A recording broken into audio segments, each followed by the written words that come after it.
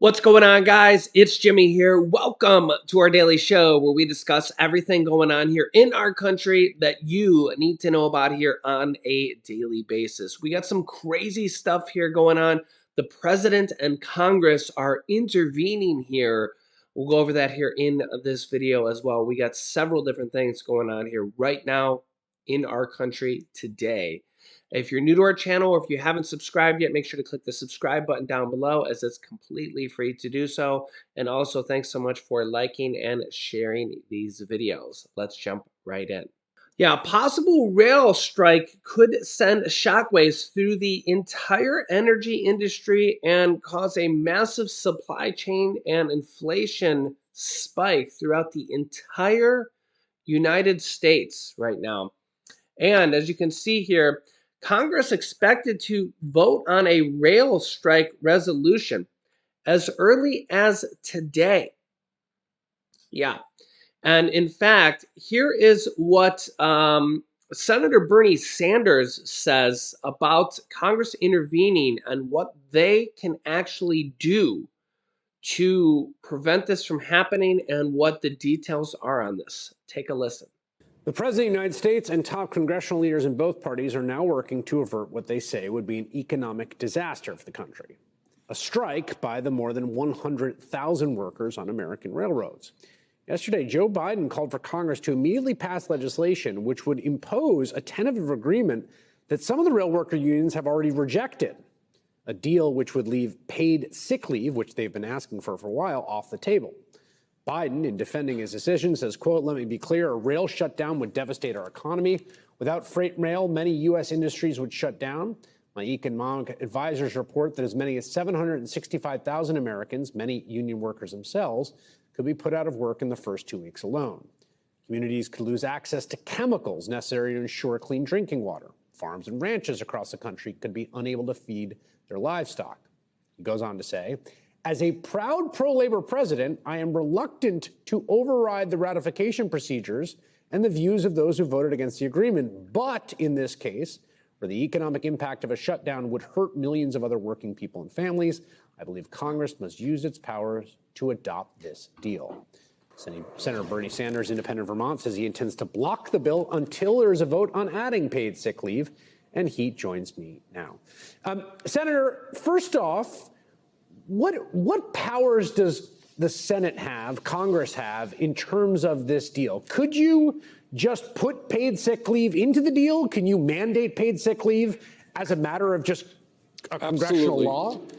Yes. In this instance, as a result of long-standing legislation, Congress has the power to come up with an agreement in order to protect the American economy. The president is right. The economy would be hurt by a strike. I don't know that anybody wants to see a strike. But here is the bottom line. The bottom line is that the American people and workers throughout this country are profoundly disgusted by the kind of corporate greed that we are seeing. Everybody knows billionaires are getting richer, working people are struggling, corporate profits are at an all-time high, and they're raising prices to make goods unaffordable for ordinary Americans. That's the overall reality. And what you're seeing in the rail industry is that whole phenomena in spades. Chris, in the last 3 quarters of this year alone, the railroad industry made $21 billion in profits, provided $25 billion in stock buybacks and dividends, and they are paying their CEOs, in some cases, $14 million a year, $10 million a year, $20 million a year, whatever it may be. Meanwhile, for workers on the railroads, they have zero, underlined zero, guaranteed sick leave. In other words, somebody comes down with COVID tomorrow. They're going to get penalized because they don't come into work. Somebody is having a baby, can't go to their wife's side. So what we are fighting for, and I think we stand a reasonable chance to succeed, is to take the agreement that the President and Labor Secretary negotiated and add 7 days of paid sick leave, guaranteed sick leave to that. And what I'm hearing is not only is that going to be taken up in the House tomorrow, I'm hearing that there's strong, or at least some, Republican support for it in the Senate. So there's a Dear Colleague letter out from Speaker Pelosi about the votes tomorrow, and they're saying there will be 2 votes. A vote on the deal, a vote on 7 days paid sick leave. So then I guess the question becomes, it comes to the Senate. I assume Majority Leader Chuck Schumer will probably have 2 votes. Can you get 10 Republicans? You got Ted Cruz and Marco Rubio, you know, basically all but singing the Internationale tongue in cheek, because they're doing it in a kind of trolling fashion. I thought you would appreciate that, Senator. Yes. But can you get 10 votes from them on this? Well, you know, who knows? John Cornyn, who's, I guess, the deputy whip or the whip of the Republican Party, said in their caucus today that there was, I think the wording, significant support for the Sanders proposal. So I hope that we can. Look, you know, you have a number of Republicans who claim to be supporters of the working class. Well, if you are a supporter of the working class, how are you going to vote against a proposal which provides guaranteed paid sick leave to workers who have none right now? So I am cautiously optimistic that we can get this done. It does seem like a kind of call your bluff moment, because there has been, you know, you hear all this talk from Republicans, we're the blue collar party now, and, Right. you know, That's right. liberals in the coast, you don't understand people that, you know, work real jobs like machinists and conductors. And so this seems like a, you know, put your money where your mouth is moment. That's right. Put up or shut up. If you can't vote for this, to give workers today who really have hard jobs, dangerous jobs, if you can't give them, you can't guarantee them paid sick leave, don't tell anybody that you stand with working families. Yeah, so apparently Congress is going to have to intervene on this and vote on it to prevent a strike.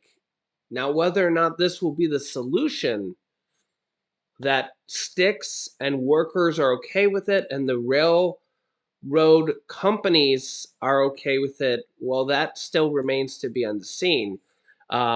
It's still shocking to me, and you can let me know your thoughts here in the comments on how workers in mass across the United States have 0 paid days sick leave. It's just unbelievable in mass industries across the United States. Unbelievable. We are the only first world country in the world that does not guaranteed paid sick leave, and it's just unbelievable. It's unbelievable. You heard it right there. How this is, we're the only country in the world that has this is unbelievable. So we'll see who votes no to not. We're only talking about 7 days for the entire year. Imagine if this was your job and your elected representatives voted no for you to not even get 7 days paid sick leave. So, and I'll tell you, me and my wife and our son, we just had COVID. We're literally getting over it right now. I'll give you a quick update because a lot of people have been asking for it. My wife's finally starting to feel better. She's actually up and about here today and a little bit yesterday. She says she's not living that Grandpa Joe life anymore from Grandpa Joe from Willy Wonka's factory. Yeah, she was basically in bed for like a week. And obviously you guys got to see me here every day, so you know how I was doing. You can still hear it in my voice a little bit. I still got some phlegm still. Yeah, so for people to not get paid sick leave and to go to work, well, first of all, you can't even go to work if you have COVID. You have to take at least 5 days off, and remember, it used to be 10 days. And really, my wife really got hammered more than I did. For some people that get it really bad, yeah, I mean, you really need those days. There's just no way you can go to work, depending on how severe your case is. Remember, my wife has a kidney disease called MSK, where she's basically in pain every single day, and she may have to have her kidney actually removed and moved over to a different they actually would move it from the back to the front. She's been dreading it and putting it off because obviously it's a major, major thing. It would there would be a 70% chance that it would remove the pain. Her kidney function is fine. It just the disease that she has, it sends pain signals every single day to her body, and she's in pain every day. She has pain medication for it, but the problem is that she's in pain every day. So I don't know if that was part of the reason why her case was more severe than the rest of us, but my parents got it also, and her parents ended up getting it also. But my wife actually had the worst case of it all. Yeah. So, and yeah, I'll give you a quick update about me. I do still have my daily dizziness. Um, yeah, we think it's called BPPV, and I actually, believe it or not, I actually think it's the main cause of it is vestibular migraines. After seeing multiple different specialists, in fact, I'm actually seeing a specialist today via Zoom conference here after film. And after years of dealing with this, I still get it. I'm on a couple different medications. I still have dizziness every single day. It's progressively gotten a little bit better, but I think it's due to vestibular migraines. And I'm on a couple different medications. It's gotten a little bit better, but I do still have dizziness every single day. It's not your typical vertigo because it's every day, but it has gotten better. But it kind of comes and goes on a better or worse scale. And when I had the COVID at the beginning, it was worse. Um, but yeah, imagine like going to work or trying to go to work with no paid sick leave, and you catch a virus or you catch a flu. Like for example, my son Julian, he's in preschool, and if you know anything about preschoolers or young children, when they go to school, they get sick a lot at first because their immune systems, they're just getting them basically, or they're just you know, uh, building them up. He's been sick like 4 times this year, and thereby we've been sick several times this year because he brings them home to us. And it's just like you can't go to work when you have COVID or you have the flu. I mean, you could maybe try to go to work sometimes when you're sick, not necessarily when you have COVID, but it's just it's a nightmare. It's an absolute nightmare. And the problem is that 60 to 64% of Americans are living paycheck to paycheck. And that people can't afford to go without a week of work or, without a paycheck. Because now all of a sudden, what do? Do you not pay your electric bill? Do you not pay your house payment? Do you not buy food that week? So this is a very, very hard thing. And to think that like people in jobs can't even get a week of paid sick leave in what's supposed to be the greatest country in America is utterly sick, for a better lack of a word, or maybe it's the correct word. You can let me know your thoughts here in the comments. Yeah, and the Dow Jones down actually around 200 points here already today, as Jerome Powell, the Federal Reserve Chairman, supposed to be giving a speech here today on what we're supposed to be getting here for signals on the December potential interest rate hike. Yeah, investors should focus on stocks and earnings resiliency and what could be coming here for yet another interest rate hike in December, making borrowing even more expensive, and credit card rates even higher, mortgage rates even higher. Yes, that's not a good thing. Not a good thing. You can also see here, House Democrats officially pick Hakeem Jeffries to succeed Nancy Pelosi, the first black maker to lead a party in Congress. Yeah, so Hakeem Jeffries officially picked as the leader of the Democrats in Congress. You could see it's not a happy looking picture of him, Nancy Pelosi. What a What a picture of her there. I want to clear something up because I seen a couple comments in the comment section saying, "What? I thought Nancy Pelosi was fired." Because of the sensational headlines there of Nancy Pelosi got fired. I will clear this up for people. So no, Nancy Pelosi didn't actually get fired. If you've seen a headline like that or anything like that. So what happened with Nancy Pelosi is she did get reelected. Okay, so she's going to be in the House of Representatives for 2 more full years. Okay, she decided to step down from a leadership role for the Democrats. Okay, so she's actually still Speaker of the House for the entire House of Representatives until January. Okay, so she's still the leader of the House of Representatives for the Democrats and the Republicans. The Democrats are still the majority leadership for a whole another month or so. And she's the leader of the House until then.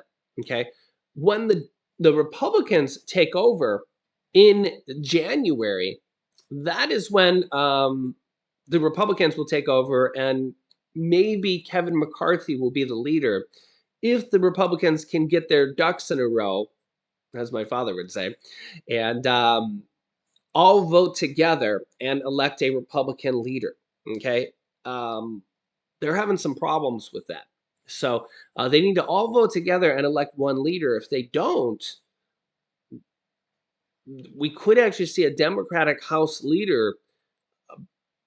So that that's not too likely to happen, but it could happen. So I'll keep you up to date here on that. But then Nancy Pelosi, she's still in Congress. She will just go back to being a regular congresswoman. Okay. So she didn't get fired. That's just kind of a sensational headline there. She's just going to go back to being a rank and file member. Okay. So she'll be in Congress for 2 more years, and then she will probably retire at the end of those 2 years, would be my guess. But we will see. So Hakeem Jeffries will be the leader for the Democratic side, but probably the minority leader, as long as the Republicans can all vote together and elect a majority Republican leader. So just because the Republicans have the majority doesn't necessarily mean that they will have a House Speaker, because they all have to vote together to elect a leader. And if they don't all vote together, the Democrats could actually win the House speakership, because right now there's about 20 or so Republicans that are saying that they're not going to vote for Kevin McCarthy. And if that actually happens, the Democrats could win the House speakership. So, yeah, there's some dissent among the Republicans. So I'll keep you up to date on that. Also, our thoughts and prayers go out to everybody with these storms that are actually still going on here. Sea tornadoes ripped through the south, damaging churches and destroying homes. At least 2 fatalities have been reported. Multiple people have been injured, and extensive damage to homes and businesses throughout the south. Take a look here. So yeah, you can see here several different tornadoes here. This one is in that's Missouri, or is that Mississippi? Mississippi and Alabama. Wow. Yeah. So let me know down below in the comments here. This is Alabama here. If you were affected here, I know that there was multiple different states here. Wow.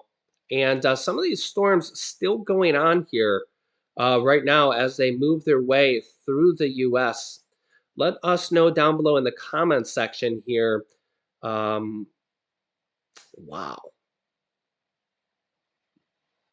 This last like month or two has just been absolutely wow. Imagine what that would do to your roof. Yeah, so remember, if you get any hail damage, um, probably a good idea. I don't want to, say this for everybody, but to file an insurance claim, because you can probably get a new roof for close to free from hail damage. So you have to link it to a hailstorm. But you know, I got one several years ago when a hailstorm came through here. It kind of works with your deductible in there, but yeah, if you get a lot of hail damage, um, the you can get a new roof through the insurance company for hail damage. So keep that in mind. It's a lot better, especially if you have an old roof. It's a lot better than paying for a roof because roofs are really, really expensive. So my thoughts and prayers go out to everybody here dealing with these storms, dealing with COVID, dealing with inflation, and I'll keep you up to date here with everything going on here in our country on a daily basis. So if you're new to our channel, or if you haven't yet, make sure to click the subscribe button down below. It's completely free to do so. Remember that new videos come out here on our YouTube channel every day at 10 a.m., 3 p.m., and 8 p.m. Eastern Standard Time. And also, thanks so much for liking and sharing these videos. You can click here to watch my newest video next. Or you can click here to see new SNAP benefit bonuses and $600 checks. So click on one of those videos next. Thanks for watching, guys, and I'll see you in the next video.